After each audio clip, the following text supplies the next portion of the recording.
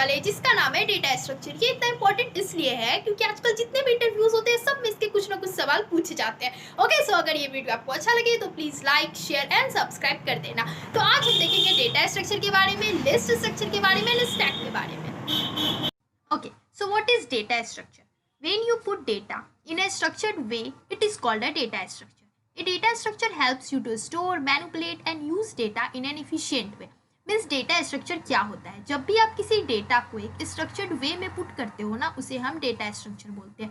Data structure आपको help करता है किसी भी डेटा को स्टोर करने के लिए, मैनिपुलेट मीन्स उसका हेर फेर करने के लिए, and use data in efficient way. वो किसी भी डेटा को एक अच्छे वे में दिखाता है। लाइक एक एग्जाम्पल से समझते हैं, कॉलेज में अगर प्लेसमेंट का रिजल्ट आता है, ठीक है, तो उसमें 3-4 स्टूडेंट का नेम, रोल नंबर, कौन से ईयर में है, कौन से सेमेस्टर में है, ये सब कुछ आता है। तो ये सब कुछ एक अरेंज्ड वे में होता है। लाइक अगर नेम है, नेम का अगर कॉलम बना है तो नेम की जगह नेम ही होता है, उसका रोल नंबर नहीं घुसा देता है।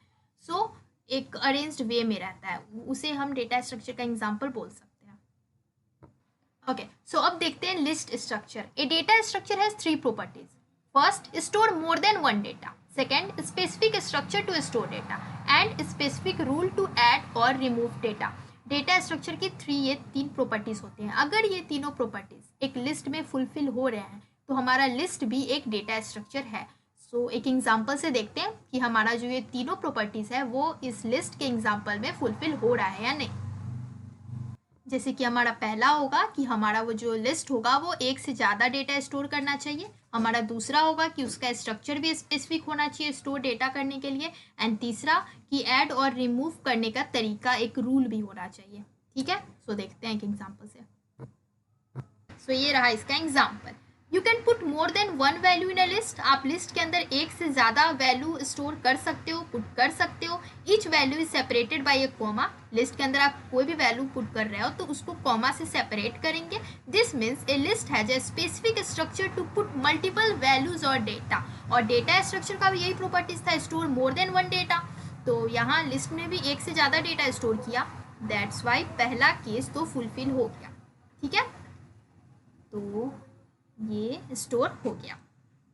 ओके, मीन्स हमारा 2 केस फुलफिल हो गया। पहला कि store more than 1 data and दूसरा special structure to store data, ये दोनों फुलफिल हो गया। अब तीसरा देखते हैं।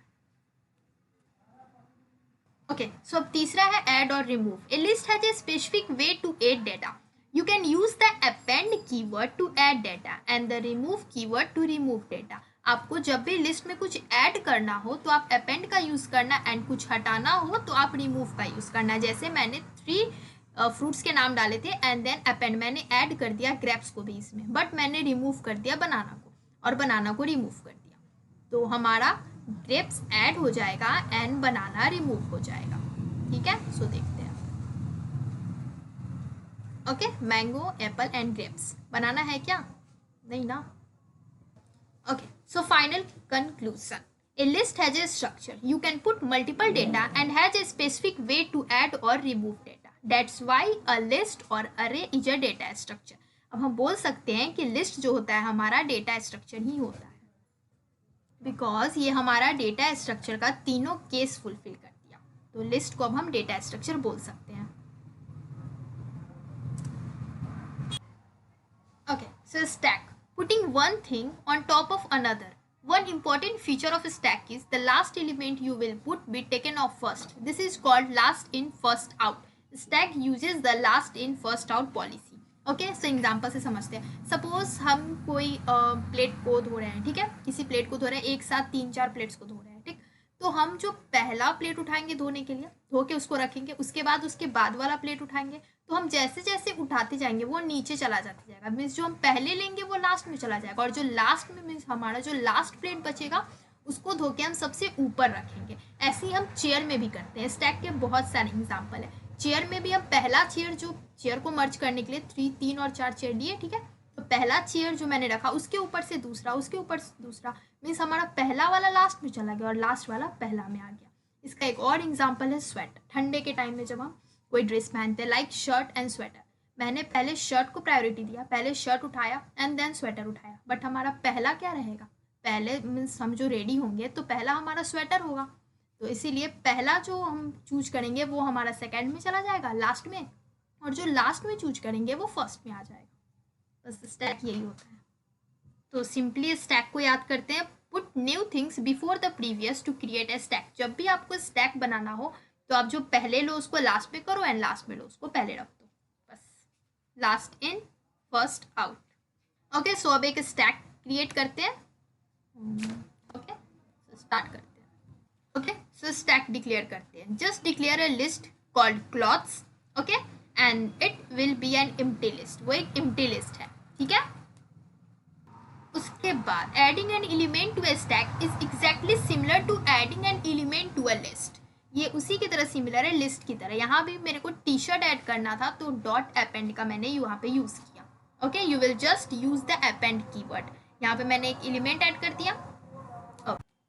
Okay, so use the same append keyword to add a T shirt, shirt, sweater and jacket. अब अपेंड कीवर्ड का यूज़ करके मैंने ये चारों चीज़ को ऐड कर लिया। ओके, सो हमारा ये चारों चीज़ ऐड हो गया एंड रिजल्ट हमारा वही दे देगा, T shirt, shirt, sweater and jacket. Okay, so मैंने एक स्टैक भी क्रिएट कर लिया। ओके, सो एक और एग्जांपल मैंने यहाँ पे लिया, माई स्टैक इक्वल्स टू 3 4 5। लिस्ट के अंदर मैंने 3 एलिमेंट्स डाल दिए एंड कोमा से सेपरेट कर दिया। देन माई स्टैक डॉट अपेंड, मेरे को 7 मन है और ऐड करने का, तो ये 7 जो है हमारा आउटपुट में आएगा बट लास्ट पे आएगा। मीन्स हम जो भी अपेंड करते हैं एलिमेंट वो लास्ट में ऐड हो जाता है, ठीक है। तो अपेंड का पूरा समझ आ गया। सो आप हमेशा अपेंड का यूज करना है स्टैक में कोई भी एलिमेंट ऐड करने के लिए। Use append to add an element to a stack.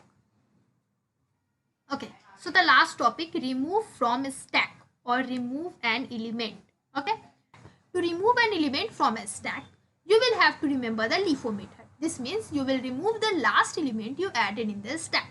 To remove the last element from a list or stack, you will call a special function called pop. अगर आपको stack से कोई element आपको remove करना है, like last element आप remove करना चाहते हो, तो आपको pop एक special function है जिसका नाम pop है, आपको उसका यूज करना होगा। मीन्स जैसे कि आप ऐड में डॉट अपेंड का यूज कर रहे थे, तो अगर आपको लास्ट एलिमेंट हटाना है तो आप डॉट पॉप का यूज करोगे। Okay, for this after the stack name, आप स्टैक का जो नाम डालोगे यू विल राइट पॉप, आप उसके बाद जस्ट पॉप डाल दोगे, ठीक। And use the parenthesis, means open और क्लोज पैरेंथेसिस आपको देना है। After that you will see that the last element from a stack is not in the list. जो लास्ट एलिमेंट था स्टैक के अंदर वो लिस्ट में नहीं होगा। ओके, सो देखते हैं एक एग्जाम्पल से। Okay, so the example is this, clothes equal to T shirt, shirt, sweater and jacket. Clothes dot pop, मैंने पॉप का यूज किया, मीन्स हमारे ये लास्ट एलिमेंट को हटा देगा, मीन्स जैकेट को हटा देगा, तो हमारा आउटपुट बस 3 ही आएगा, means T shirt, shirt and sweater, not jacket, because pop ने लास्ट एलिमेंट को हटा दिया। ओके, सो ये एग्जाम्पल भी क्लियर। पॉप से हम लास्ट एलिमेंट को रिमूव कर सकते हैं एंड इसके साथ साथ हम एक और चीज कर सकते हैं। While popping a list, the pop method will return the last element of the list as well, and you can store it in variable. ये last element list का ये last element को भी दे सकता है जिसको आप variable में store कर सकते हो। दिखाते हैं कि एग्जाम्पल से। पहला तो ये कि मैंने बस clause dot pop किया तो ये last element को हटा दिया। अब देखते हैं ये store का तरीका क्या है store करने का। Okay, same as it is, but यहाँ मैंने कुछ चेंजिंग किया। First equals to clause dot pop and second equals to clause dot pop. Print first and second. Print first हमारा first sweater and then print second shirt. Sweater and shirt, ये हमारा return करेगा sweater and shirt, sweater and shirt, because मैंने first variable को store किया, means first element को store किया, sorry, and ये हमने यहाँ पे सेकेंड एलिमेंट को स्टोर किया, first and second. Okay okay, so इसमें मैंने 2 चीज़ देखा। पहला ये use pop to remove the last element, pop का यूज करते हैं लास्ट एलिमेंट को हटाने के लिए, जो इससे पहले वाले एग्जाम्पल में मैंने देखा था। और दूसरा, the method will return the last element of the list and you can store it in a variable. Like आप अगर आपको कोई लास्ट एलिमेंट आपको एज अ वेरिएबल स्टोर करना है तो आप इस तरीके से यूज करोगे। सो आपको बस इसका कोडिंग याद रखना है कि किस तरह से कैसे करना है, बस। अब बाकी आप दोनों चीज कर सकते हो।